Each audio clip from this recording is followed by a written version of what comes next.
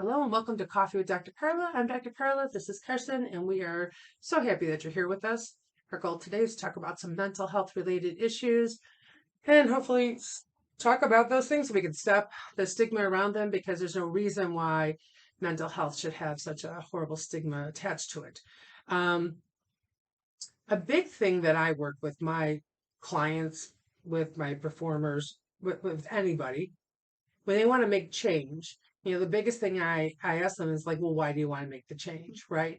And a lot of times they'll give me some sort of superficial answer, and then I'll ask them, well, why is that important? And then I'll ask them, why is that important? I make them go 4, sometimes 5 levels deep, like if someone wants to lose weight, well, why is that important? I want to be around for my kids. Okay. Well, why is that important? And, because then you get down to the real kind of core aspect of why you're doing something. Right. And I know you and I talked about the fact that there was a point when you realized your why, like, and it changed how you saw your future. And so, maybe share a little bit of that part of your story with us so that I think it's important for people to know because there has to be other people out there kind of at that pivotal point or trying to figure out, what their why is as well. So I think that'll be a good thing to share. Yeah. So I'm going to be speaking to my athletic career. And so when I think about purpose and your why, I'm typically asking athletes why they're doing their sport because sport takes a lot. And if there's no purpose and you're not enjoying it, then who cares how good you are at it? Right. Are you swimming because your dad said you should swim? Yeah. Because that's only going to take you so far. Yeah. No matter how good you are. Right. So, there's obviously different whys and if you're thinking about like what career you want or whatever. So I'm going to speak to my athletic experience and finding my why kind of through that. And so to try to keep it brief, I ran at Butler University and first year went surprisingly well. I was rather successful. I was really enjoying it. All fine and dandy. After that, and it's a long season. Track is really year round. So we have an indoor and outdoor season, but then you have summer and fall training. So it really doesn't stop.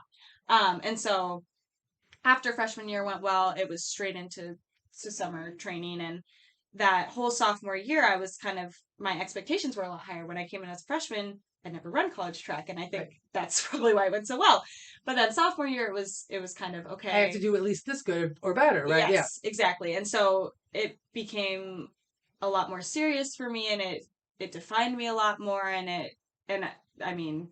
unfortunately I also just started to do really poorly. And that's common in track, you have these slumps and I was also younger and not mentally like able to handle that as well. So it was a really, really difficult year and I ended up really disliking track, which also had me disliking myself and Butler and, a whole mess of things.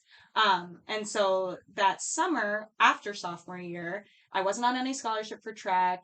I certainly wasn't doing well. And at that point, I was also really miserable. So I kind of took a step back and I'm like, why are a couple free shirts worth it? Because this is really not, fun. And even an expensive t-shirt. Yeah, like $29.99 is kind of nice, but $60 worth of swag. Yeah, it doesn't quite pay for That's right. Yeah. Cons and at a certain point, there were still struggles even when I was doing well, but at that point it had gotten so bad that I was like, should I quit? And I remember talking to my family a lot about it and just, it was like this big, big decision. And I had some other experiences that summer that kind of just put life in perspective for me and helped me realize that my track time is just really not all that important and as big as I thought it was. And so I realized towards the end, I don't want to quit. I want to do track, but like, why do I want to do track? And it was certainly not because of the time. What's going to keep you anymore. going? Right. And so I realized a big part of why I did it in the first place was the team aspect. And I love people and I loved being part of a community and like having something to go to every day. And there were a lot of good things I gained from track. The performance part and the meets, that just was not working out right now. And that was okay. I didn't realize it sophomore year. I let it beat me up. But by the summer, I was like, okay, I think I would still gain enough out of going back a third year even if I do just as poorly, I still have fun with my teammates. I still like that experience. And so I made the conscious decision that going into junior year, I was going to be an upperclassman now. I kind of knew my way around. I'm just going to be the best leader. I'm going to be the loudest cheerleader. I'm going to be, the one that's mentoring all the freshmen, and I'm going to get that bit out of it. And I obviously now the career I'm pursuing, like that was what I love. I love people. I love So were you officially a captain, or you were just, this is something you just took on for yourself? Yeah, I mean, it was unspoken. Again, the team was really small, so all the upperclassmen were essentially expected to be leaders just because there was a handful of us. Gotcha. But I remember specifically talking to a teammate that was the same age as me, and she had a really successful year. And I said, you're going to lead by example. You're going to be the hard worker leading the workouts. I can't do that, clearly. Like, for whatever reason, I'm struggling physically. So I'm going to be the leader, and I'm going to be the mentor, and I'm going to be the one that they can go to when they're struggling. And she was a more quiet individual, so it worked out great because I'm the chatterbox, and she was. So she was the one who was leading by example. Yeah. And you were leading with words. Yes, Yeah. exactly. Okay, gotcha. And so once I made that shift of, okay, I don't need this pressure of running the same times I ran freshman year or being, in this ranking during practice and, whatever it may be, like the physical, technical demands. And instead I just said, I'm still bringing something to the table. They're not paying me, so it's not like they're losing out if I don't perform well.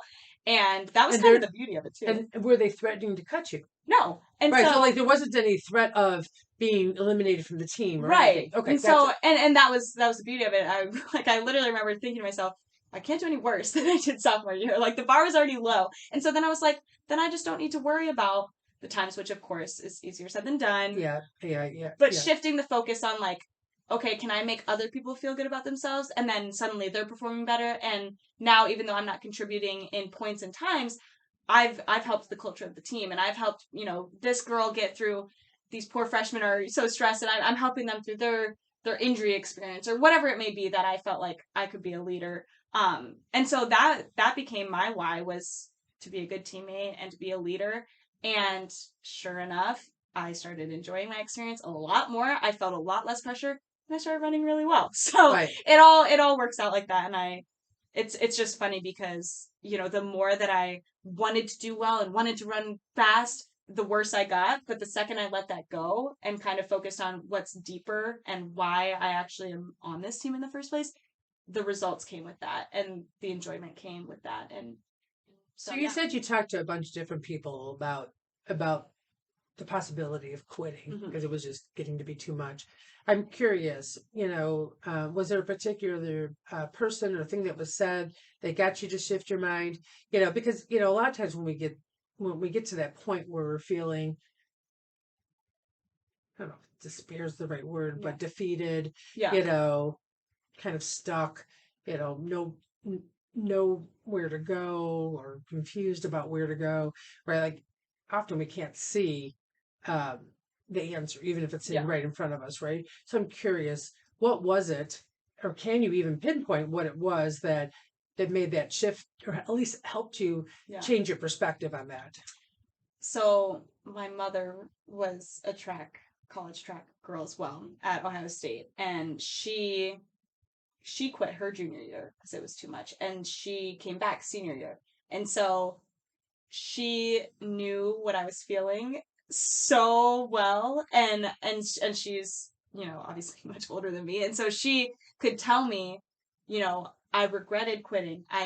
This happened when I went back. I realized this is what I gained from track, and it wasn't about the times. And she had such a similar experience that she was able now, however many years later, to look back and say, like, I made the right call going back, that I didn't even have to have a year of quitting to realize, I think I'll feel the same way. Because I align with my mother in a lot of ways. And so I think that was definitely a big the shared experiences, those lived experiences make such a big deal, right? And I'm glad you shared that, because I think it's important that when we hear people's stories, it's not this sudden aha epiphany, you just did it all by yourself, right? Like it needs to be understood that we need to do these things in community. We need to make these decisions in community. We need to go through our struggles, reaching out to those in our community, whoever they might be, right? To be able to be best informed to make those decisions. So, I'm glad. And it doesn't sound like mom said, don't quit. She said, hey, this is what I did. And then Yeah. you were able to go from there. Yeah, and that Yeah. was the beauty. I felt supported either way. I knew, even by coaches, teammates, everybody, like that. And I think that's rare sometimes too. Oh, is most to have, definitely. to be able to talk openly about like, hey, this is what I'm feeling, and kind of debating. But it worked out for the best. That's awesome. That's awesome. Too bad there wasn't a certified mental Right. performance consultant on That's staff, right? Exactly. Exactly. Wonderful. So remember, you can change your thoughts, discover your potential, and transform your life by focusing on your overall well-being. So until next time, continue working on being the best you possible. Bye.